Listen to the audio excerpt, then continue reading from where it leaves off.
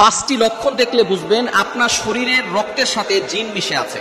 আপনার শরীরের সাথে রক্তের সাথে জিন মিশে আছে কিনা এটা আপনি বুঝতে পারবেন যদি আপনি পাঁচটি লক্ষণ দেখেন। অনেকেই এখন বর্তমানে জিন বিশ্বাস করে না। জিন বলতে কিছু একটা আছে এটা অনেকে বুঝতেই চায় না। বর্তমানে চিকিৎসা বিজ্ঞান তারা এটা মানতেই চায় না যে জিন বলতে কিছু আছে। জিন আছে, আল্লাহ পাক রব্বুল আলামিন মানুষদেরকে যেমন সৃষ্টি করেছেন, মানুষের নামে একটা সূরা দিয়েছেন সূরাতুন নাস, জিনদের নামে একটা সূরা দিয়েছেন সূরাতুল জিন। সুতরাং জিন জাতি একটা আছে অদৃশ্য, যাদেরকে আমরা দেখতে পারি না। সুতরাং এই জিন জাতির ক্ষতি থেকে বাঁচার জন্য আপনি অবশ্যই আল্লাহর কাছে দোয়া করবেন।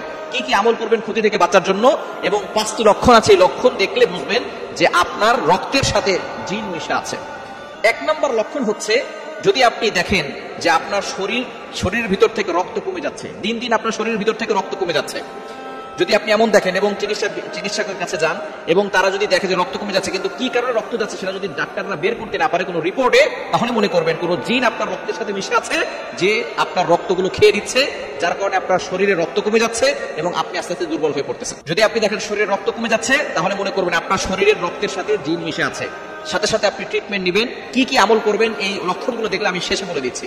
দ্বিতীয় নম্বর লক্ষণ হচ্ছে, যদি আপনার প্রতিটি পশমের গোড়ায় গোড়ায় ব্যথা করে এবং আপনি বুঝেন যে প্রতিটি পশমের গোড়ায় গোড়ায় কি যেন হাঁটছে পিপিলিকার মতো, অথবা কি যেন চলাফেরা করতেছে, যদি এটা আপনি বুঝতে পারেন তাহলে বুঝবেন যে হয়তো কোনো জিন আপনার রক্তের সাথে মিশে আছে। তিন নাম্বার হচ্ছে আপনার স্মৃতিশক্তি দুর্বল হয়ে যাওয়া। আপনি আগে স্মৃতিশক্তি ভালো ছিল, হঠাৎ করে আপনার স্মৃতিশক্তি দুর্বল হয়ে গেছে।